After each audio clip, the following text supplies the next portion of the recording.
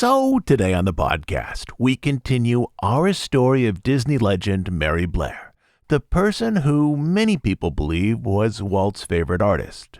When we last left off, Mary, along with Rolly Crump and others, had just finished installing and opening It's a Small World at the 1964 New York World's Fair, with ceremonies attended by Mary, her husband Lee, one of her sons, and of course, Walt himself.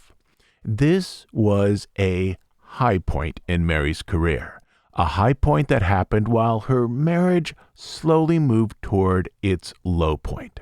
Today we'll continue with the summer after the attraction opened.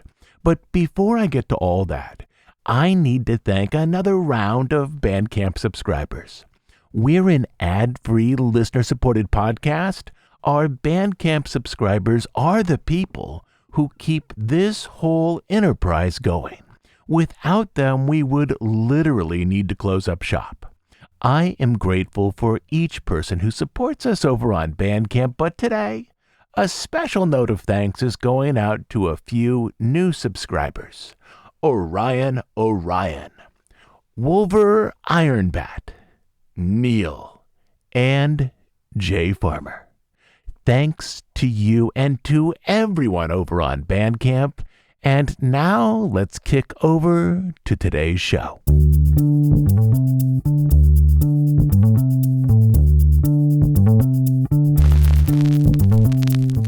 By the summer of 1964, after only one project with WED, Mary was viewed as a lead designer. Her illustrations of children, now arranged into It's a Small World, expressed more than her own vision of joy and innocence.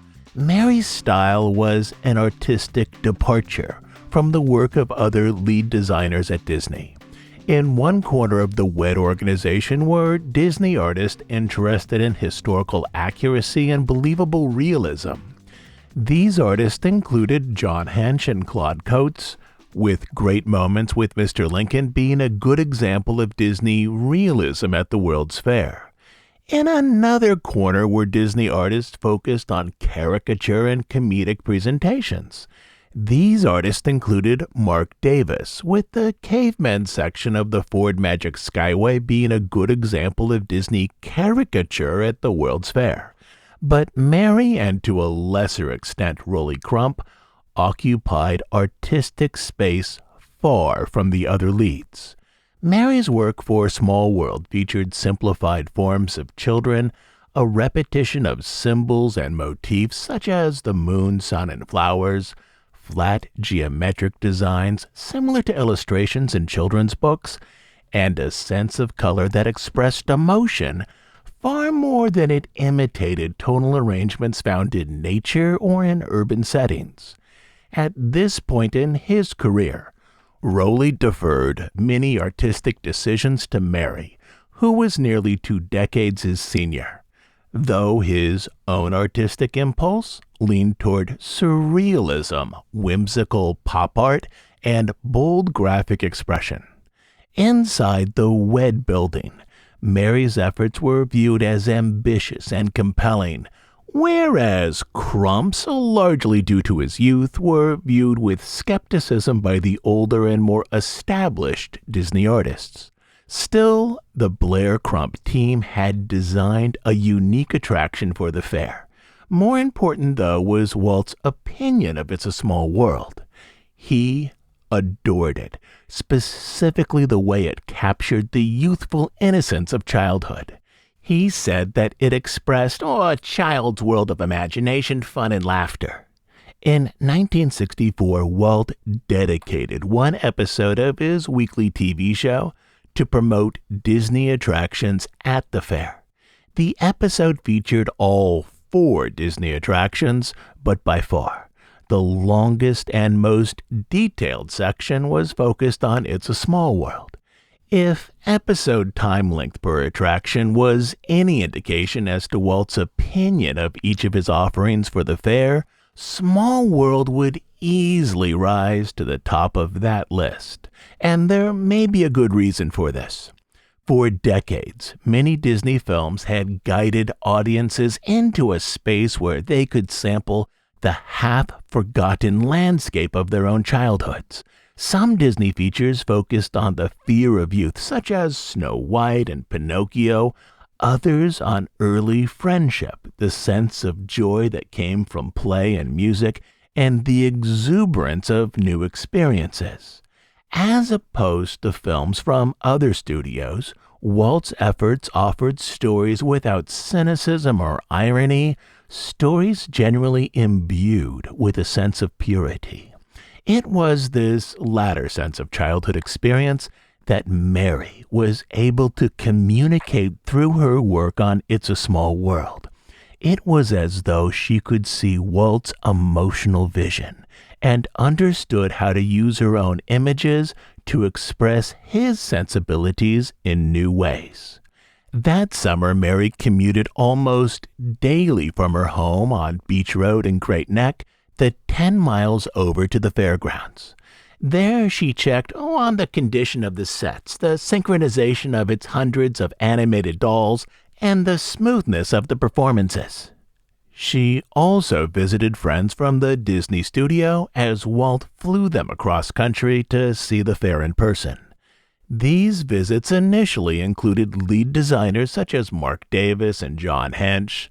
Then Mary talked to Walt about the importance of sending less senior artists and craftspeople who had worked on attractions, particularly those from the model shop, such as Glendra von Kessel and Joyce Carlson. She told Walt that these women and others were watching with envy as those in executive roles came out, even though they had spent months finalizing the Disney offerings.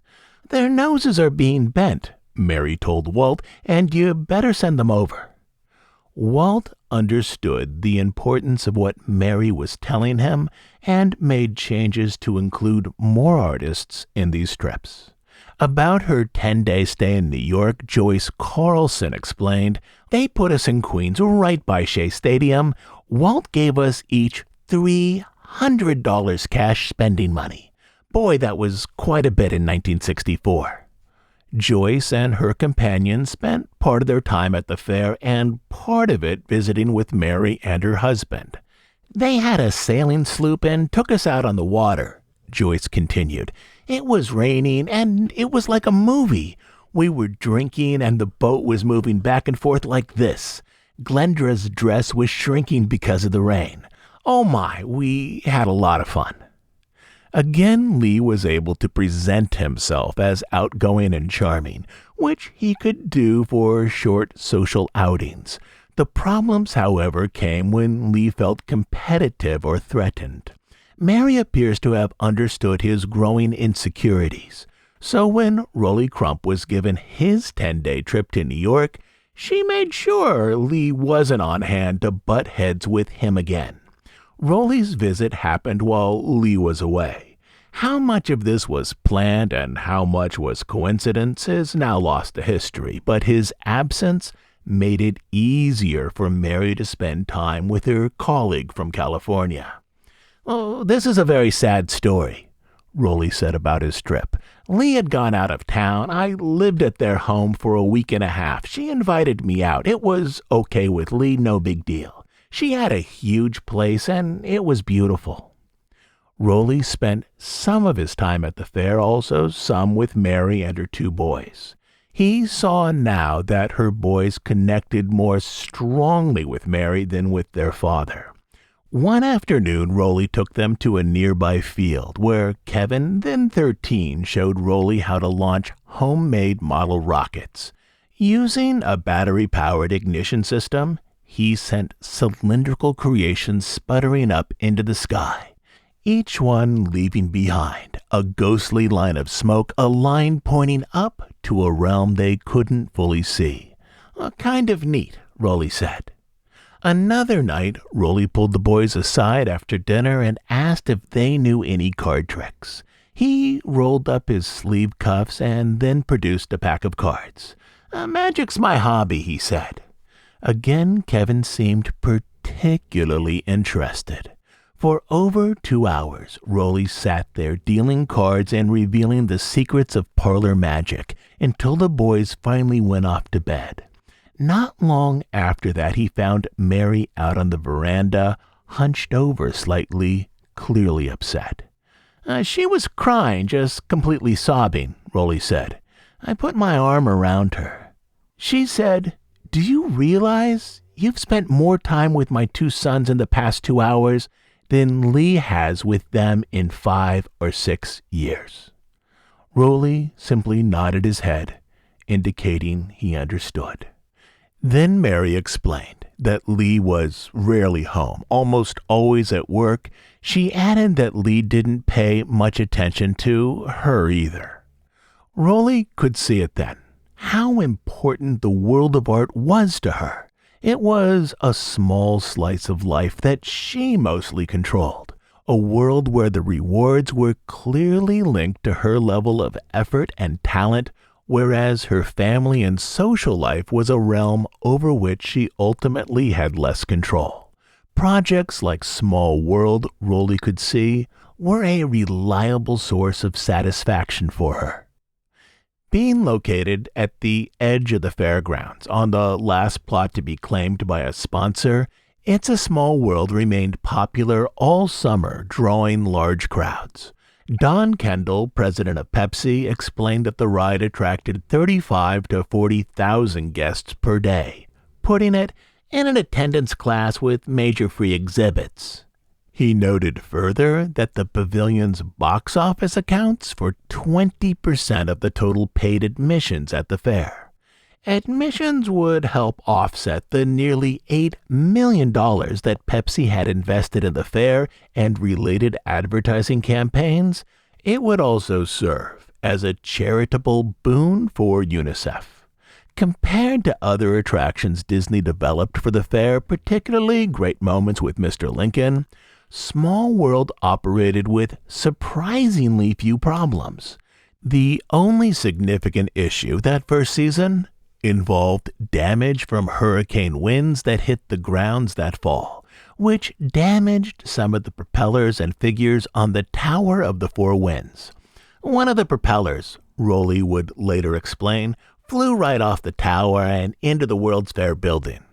Because weather conditions in New York didn't allow a fair to be open year-round, the fair closed as scheduled on October 18th, but the World's Fair Corporation already had plans in place to reopen the fair for a second and final season the following April. Even with the fair closed that fall, Walt and his designers were exploring options to revise and expand It's a Small World. Walt's plan had always been to bring Small World home to Disneyland once the fair closed for good. To install the attraction at the north end of the park, Walt approved plans to expand the borders of Fantasyland, moving out the berm and repositioning railroad track that circled the park.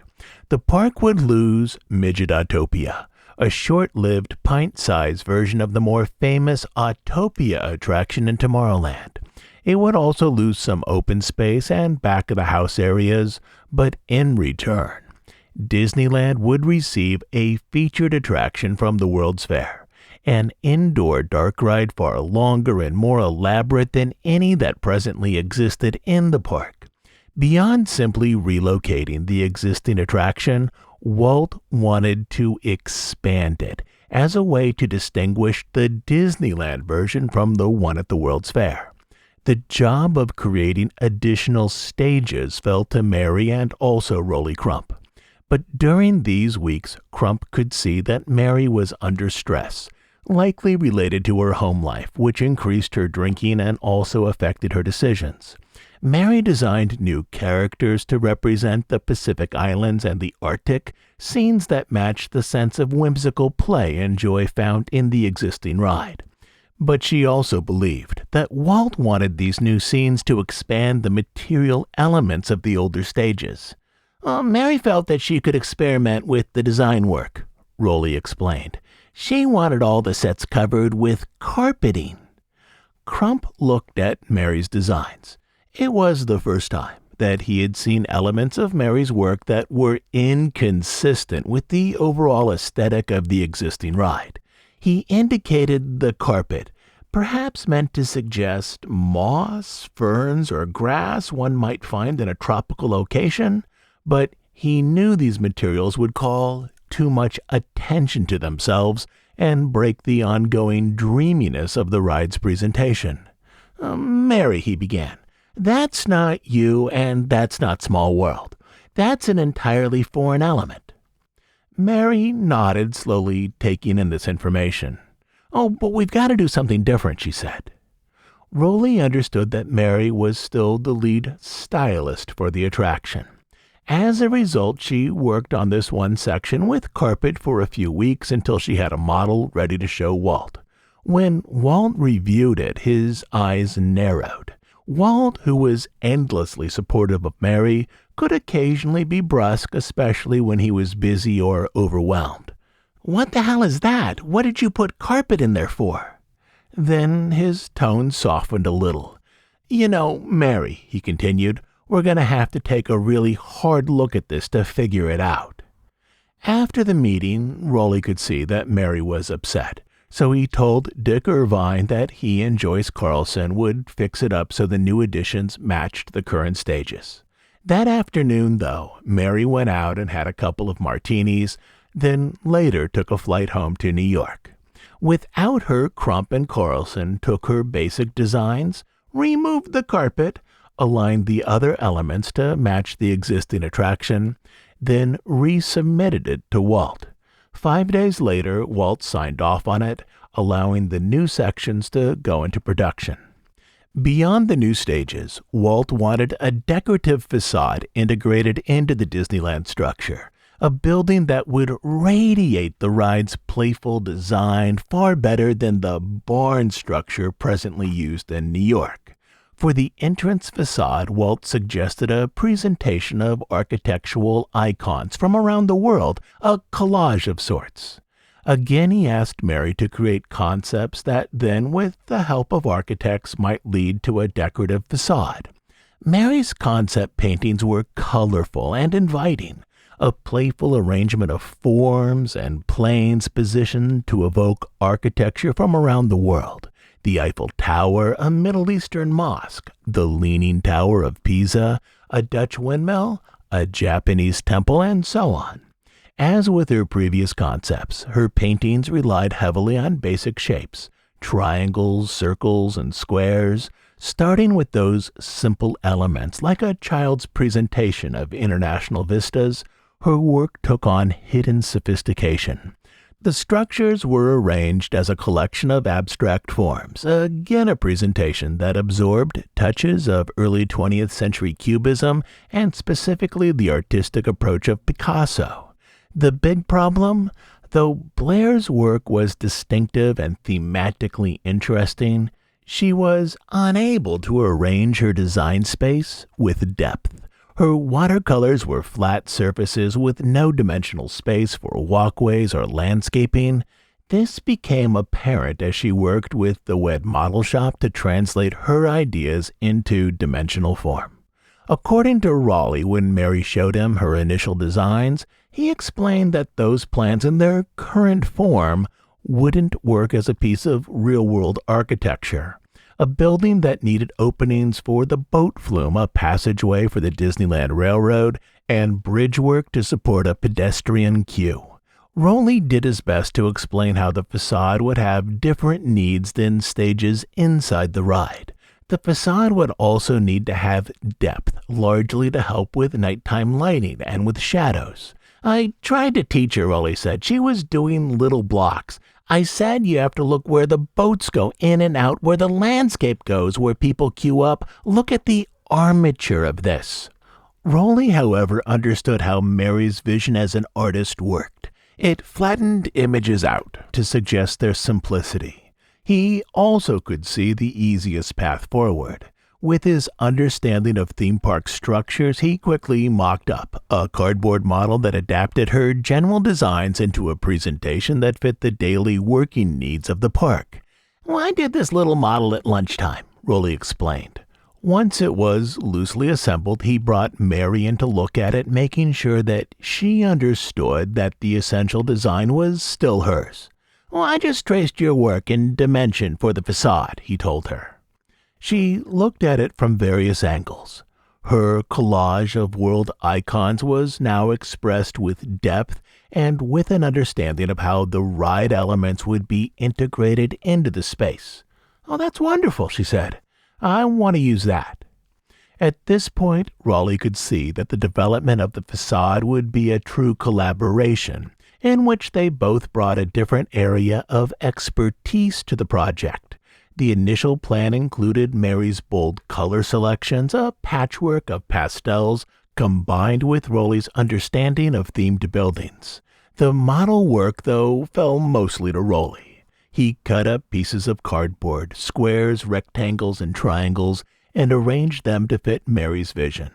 The architectural icons at the front of the facade, for example, were originally a collection of pinks, lavenders, oranges, and greens. But the staff shop at Disneyland felt a multicolored facade would be difficult to maintain, especially if it was fabricated out of fiberglass. "For heaven's sakes, don't paint it," they told Raleigh. "Maybe have an accent color, but keep it white. It will be a nightmare to repaint because the colors will burn out." Instead of painting it or even using an accent color, Crump decided to employ gold leaf turrets, windmill blades, flags, fleur-de-lis, and other standout shapes within the structure. This would be the basis for the elaborate new facade, a set of loose concepts initiated by Mary, but arranged into a buildable presentation mostly by Raleigh. In terms of color, which remained important to Mary, the design team eventually decided on a nighttime lighting package for the mostly white facade. During the day, the static presentation would be offset by gold accents, but at night, lights with gels would splash color across its surface, giving the facade an appearance that also hinted at the bold presentations found inside the ride. During these same months, Mary was involved with two other projects. The first was the 1965 Christmas Parade. For that, Walt brought Mary's designs of children into Disneyland in a new way. He requested that 10-foot international figures, all arranged in Mary's style, be added to the holiday presentation. These appeared as giant versions of the small world characters, each rising up from a rolling float base. The second was the inclusion of Mary herself in an episode of Walt's weekly TV series, an episode that celebrated Disneyland's 10th anniversary by focusing on new attractions being developed for the park. Though the episode would include designers discussing Pirates of the Caribbean and an early concept for the Haunted Mansion, the presentation started with Mary, now there in person and not merely represented by a doll that Raleigh had made. In a mock-up of what Walt casually called the Imagineering Department, it was really a soundstage, Walt asked Mary to explain the design process. Dressed in an azure blue dress with matching blue necklace, she explained how she had started with watercolors, then moved on to basic models and now had a sculpted half-inch model of the facade, complete with a passageway arranged for the Disneyland Railroad. Scenes for this episode were shot during the final months of 1964. One of the curious elements that can be seen in the background next to the newly developed model facade is Raleigh Crump's model of the Tower of the Four Winds, presumably the same one that had been presented on TV the previous year. Only now the entire structure had been spray-painted white to match the tonal presentation of the attraction's newly developed facade. At this point, Walt still wanted to bring the Tower of the Four Winds back to Disneyland, along with the attraction itself. An aerial view of Walt's park revealed that there was plenty of space for the tower in the vicinity of Small World, either in front of the attraction or in the open land behind the exit loop where boats curved back to the unload area.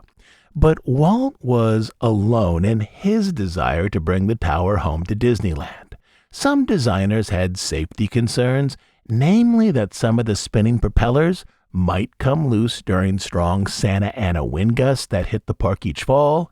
Others pointed out the expense of trucking the tower back to California, which would run around $80,000. Still, others pointed out visual concerns.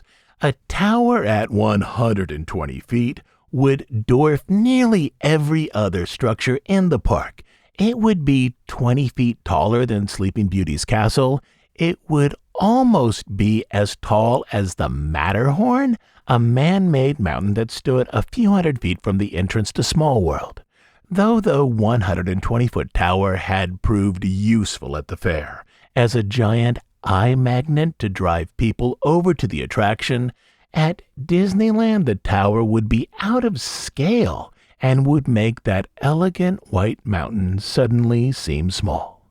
For all of these reasons, Walt would eventually leave the tower in New York. According to Rolly Crump, the tower was cut into 2-foot sections and then dumped into the ocean. By this, he likely meant Flushing Bay, a tidal inlet whose salty water eventually connected with the Atlantic. It's the truth, Rolly explained years later. It probably wouldn't be thought to be environmentally sound to do something like that today, but back then we really didn't understand the ramifications of it. So somewhere out in the Atlantic, a bunch of fish now call the Tower of the Four Winds their home. While designers in California developed additional stages and a new facade for the attraction, craftspeople in New York worked to refresh the ride for the fair's 1965 season. That winter, the Small World dolls were repaired and redressed. One worker estimated that over the fair's 6-month run, the Can-Can dolls had lifted their toes into a high kick roughly 72,000 times a day, or nearly 13 million kicks for the duration of the season. Some of the costumes now showed signs of wear, others were completely worn out. As Mary only lived a few blocks from the fair, when she was in New York, she occasionally visited the attraction, as did others hired by Disney and Pepsi. Grace Siganamo, a theatrical wardrobe specialist, worked to refresh, repair, or replace costumes on all of the dolls. Upon completion, each rubberhead doll, newly dressed and arranged in show position, was bagged with plastic until the fair reopened the following April. Even though designers planned to leave the Tower of the Four Winds in New York once the fair closed, the tower was repaired for the 1965 season, fixing any damage caused by storms the previous fall. It was entirely repainted, with its base color changing from white to gold. With a revamped tower and a refreshed ride, Small World continued with the fair through the summer of 1965. Even in its second year, it proved one of the most popular attractions. Though overall fair attendance declined, surprisingly, Small World saw an 11% increase in visitors. The ride functioned smoothly with one exception. The show building, or what designers still called the barn, had elements that began to shift off its quickly poured foundation. During the 1965 season, the ride flume, heavy with water, needed to be braced in multiple places with railroad ties. In some places, the ties shifted the flume back into its intended formation by over a foot. By the end of its run, over 2 seasons, the ride hosted 10.3 million visitors, an impressive record. Back in California during the summer of 1965, crews cleared ground for a massive show building at the end of Disneyland, one that would be significantly larger and better constructed than the barn in New York. The larger show building would allow for an expanded watercourse and the insertion of new stage areas. These included a South Seas room and an entrance display that had not been part of the New York presentation. In the northmost corner of the park, construction moved forward on the Small World show building and facade. The structure, though primarily housing a large open space, would be equivalent in height to a 4-story building. The Disneyland version of the attraction would be a high-capacity ride, capable of absorbing the park's ever-growing audience. With dual loading areas, the Disneyland version theoretically could accommodate 5,400 guests each hour. In 10 years since our opening, Walt explained to one reporter, we've grown from 4 million to 6.5 million people coming each year. I expect within a few years we'll be playing host to 8 million people a year. Simply put, on a typical day, Small World, once open, would welcome more guests than any other attraction in the park. Though Pepsi had sponsored It's a Small World at the fair, Pepsi was already a sponsor of a different attraction at Disneyland, the Golden Horseshoe Revue. Outside of the Revue, Pepsi's rival Coca-Cola sponsored other areas of the park. With this on May 19th, Bank of America announced that it would be the in-park sponsor of It's a Small World. Now, the success enjoyed by It's a Small World at the New York World's Fair, said Louis Lundborg, board chairman for Bank of America, indicates that it will be one of Disneyland's most popular attractions. With a new sponsor in place, Disneyland was set to open a revised version of It's a Small World during the summer of 1966. With design work complete on the attraction, Mary found that she was looking again for work, but the once reliable world of advertising and illustration had changed in recent years. In the mid-1950s, Mary had been a darling of Madison Avenue ad firms. She had created stylized illustrations that focused on happy children, completing a colorful image of a nuclear family.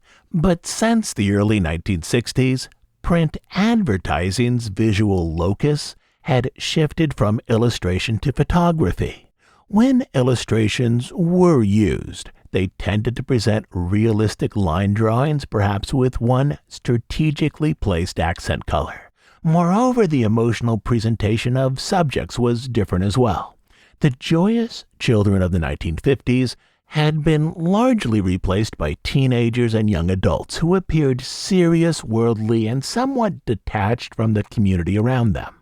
In this, both the visual style and subject matter had pivoted away from the center of Mary's vision, as ad firms attempted to reach disaffected young adults with disposable income.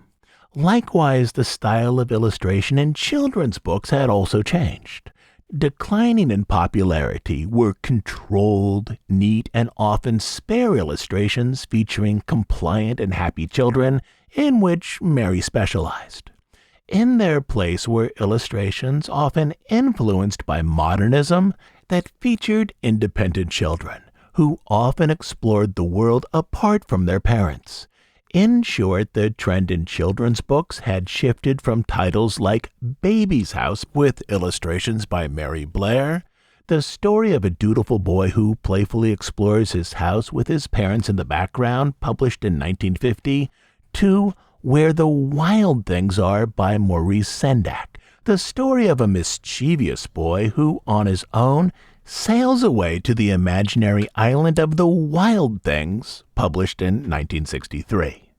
Beyond aesthetic trends in advertising and publishing, Mary's concept of herself as an artist was changing as well. Since her time at Chenard, she had passed through at least 5 different career phases. First, as a watercolorist creating semi-realistic work for galleries. Second, as a cel painter and colorist for animation studios. Third, as a research-based concept artist for the Disney Studio. Fourth, as an illustrator for children's books and print ads.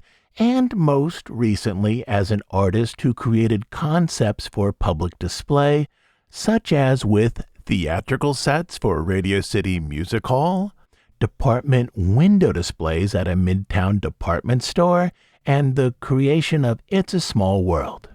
Now she wanted to continue in this direction with work viewed directly by the public. In part, this appears to have been a natural evolution of her skills as an artist, and in part it appears to have been a practical reaction to changing tastes in the world of print ads, which for most of the 1950s had provided her largest source of income. Once more, Walt, as one of her biggest supporters, offered to assist her in finding new work.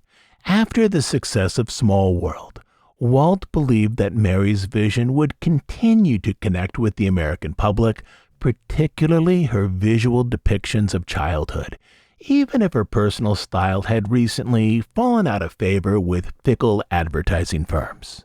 His first idea involved designing sets for the Metropolitan Opera. In 1966, after an introduction arranged by Walt, Mary met with the Met's impresario Rudolph Bing about possible design work on a production of Hansel and Gretel that they would perform later in the year.